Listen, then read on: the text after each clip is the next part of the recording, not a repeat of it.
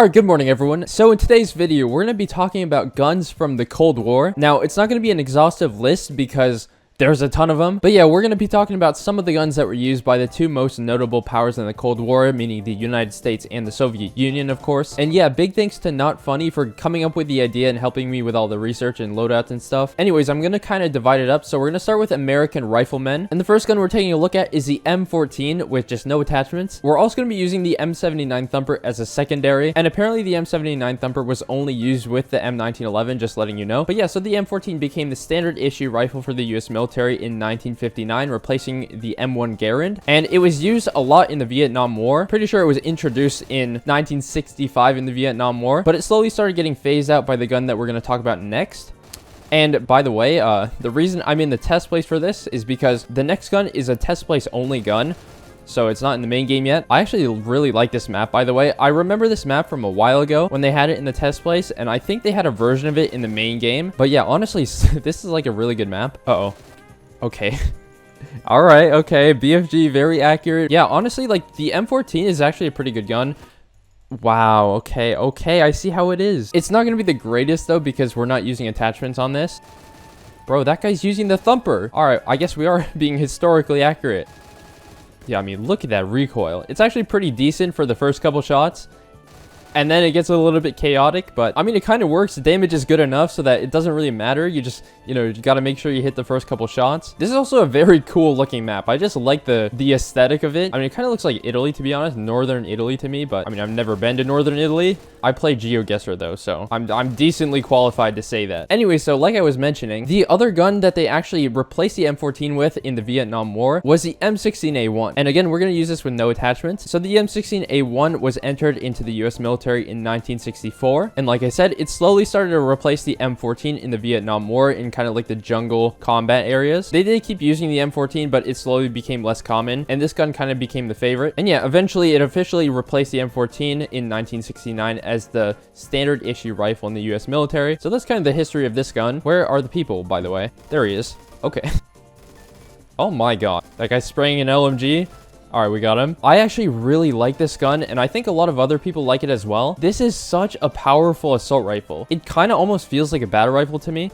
Probably because of the 20 bullets and like I guess the damage, but like, man, this thing, it shoots so fast as well. I'm kind of excited for this to come to the main game. I really want to try this out in like public lobbies, not in the test place, by the way. Like, I feel like test place gameplay and main game gameplay are just so different. All right, okay. I mean, it's kind of got a lot of recoil, I'm not gonna lie. Probably because we don't have any attachments on though, so if we had some recoil reducing attachments, it'd be way better. All right, I want to use this for a little bit longer because we're actually going right back to the M14 after this.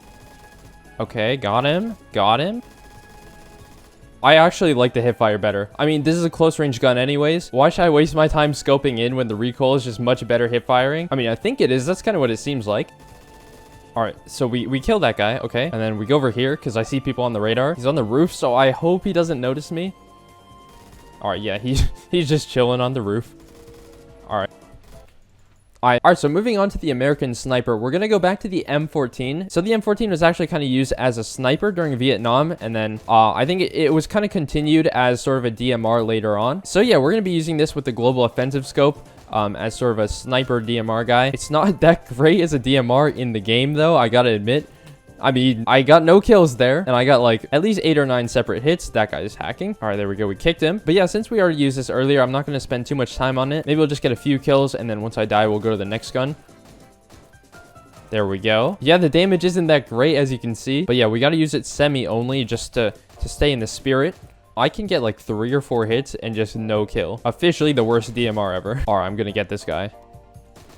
There we go. I don't think that's technically how they used them back then, but we're gonna count it. Oh yeah, I think we're done with that gun. All right, so moving on, we're gonna go to the M1903, and yeah, this gun, like, it's from 1903, right? But yeah, this gun saw continued use by the US military up until like 7 decades in the 20th century, so like that's pretty crazy.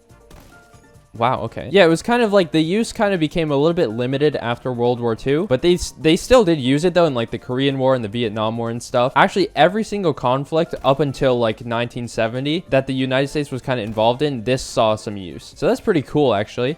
Yeah, honestly, like a very, very well-known gun. Whoa, okay. I gotta admit though, I'm not that great at using it without the marksman kit or like the straight pull. It seems very slow for some reason, but I don't know if that's just me. What did I just spawn into? All right, there we go. This gun has like 3,000 muzzle velocity, right? I think so. That's a lot of people. I think it's 3,000. So, oh, you're dead. There we go. That's a triple. Quad, okay, I'll take it. I keep getting killed by BFGs, though. This is like the prime Desert Storm experience right here. There we go. I got revenge on the BFG guy. Whoa, what are they doing there? Where do you think you're going? Wait, did I just hear someone like right next to me? Okay, I think there's someone in the building, actually. Yeah, he's coming up, actually. Uh-oh. Whoa. All right, anyways, we're gonna move on to the American machine gunners, and you know what that means. We're gonna go with the M60, so just completely no attachments for this one. And yeah, once again, M1911. All right, so yeah, anyways, the M60 began development in like the 1940s. The Americans actually took some inspiration from like the Germans because they liked their machine guns that they used in World War II, so they kind of took inspiration and made the M60. So yeah, it was officially adopted to the US military in 1957. And kind of like the other guns we mentioned, it was heavily used in the Vietnam War as well. You know, just to give them some extra firepower. I mean, it's a very iconic LMG, especially when you look at it in the context of Phantom Forces. Like, this was the LMG for so long. Bruh. The 100 bullets, man. And correct me if I'm wrong, but this gun is getting buffed in the test place, right? It's a little bit scary. I don't want to go back to a world where like M60s reign superior. Okay, I'm on a 12 kill streak. This rank 12 on my team is on 25 though, so I guess I'm just trash. I would have thought they're spawn, like, where are they spawning? Okay, here we go. This is just unfair, to be honest, the spawn trap I have. All right, good thing for them, because I'm out of ammo, like, completely. They give me 400 bullets, I think, and I just have no ammo. Okay, I gotta find some more LMG ammo, like... Hello, sir. Oh, no. Oh, no. Oh, no. Oh, my...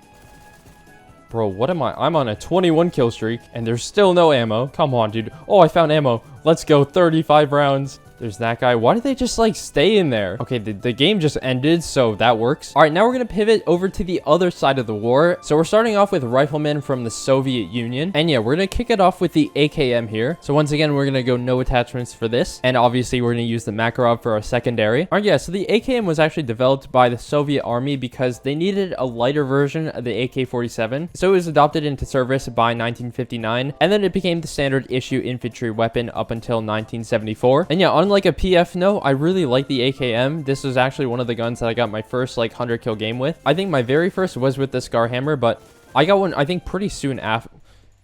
What?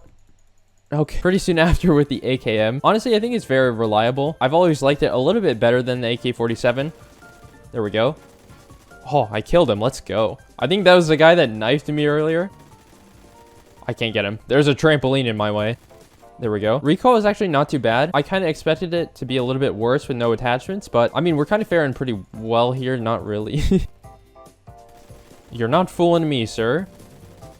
No, why did I think that was a teammate? Obviously, that's not a teammate. I do that so often. I wish they made it a little bit more clear, like which are teammates and which are enemies. In the test place, they do make it a little bit more clear with the outfits, but in the main game, it's just kind of, I don't know, it's very hard to see.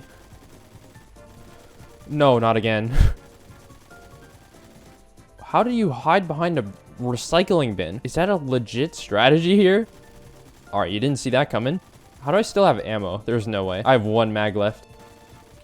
There we go. Okay, he got me. So next we're going to use the AK-74, which is actually right behind the AKM. And we're going to put the PSO-1 on this. So yeah, the AKM was actually replaced by the AK-74. And this gun was sort of like the Soviets, they saw the M16s that the Americans were using in the Vietnam War. So they kind of wanted something with better accuracy than the AKM. So they took like the M16 from the Americans and they sort of like analyzed it. And they saw, you know, the M16 shoots 5.56. So they created this, which shoots 5.45 bullets. And yeah, it eventually replaced the AKM by like 1985. Now I think it's going to be very difficult because we have this sniper scope on it. There we go. Okay, I understand why the recoil isn't that bad. It's just because the scope magnification is not that much at all. Now I kind of want to like devise a strategy here so I can actually use this effectively. There's got to be like a good vantage point I can go to make this gun more useful, because trying to fight at close range just, as you can tell, I'm not handling it very well. I actually kind of like this style of play, like using an assault rifle as more of like a longer range gun. Oh, I got him. Oh no, not again. Not again. Not again. All right, let's move on to the Soviet machine gunners. So this one's pretty obvious. We're going to use the RPK for this. And yeah, the setup calls for the PSO once again, so we're going to put that on. So the RPK was kind of developed to complement the AKM. They just needed more heavy firepower, so they created this. It did replace the former RPD, and then it was put in service in 1964. Whoa, that guy I killed was just behind me. Like, he was totally behind me. Bro, this gun just hits so hard, man. Like, the gun sound, the damage, everything about it is just nice, you know? There we go. I think maybe this house is a good place to stay in, because I feel like they're all in that one, so I can just get them from over here. Or not. Okay, these intervention snipers are just non-stop. This guy with the knife is so scary. All right, this guy in that house. Okay, the recoil on this is a lot worse than the AK-74, which is to be expected, of course. And he got me.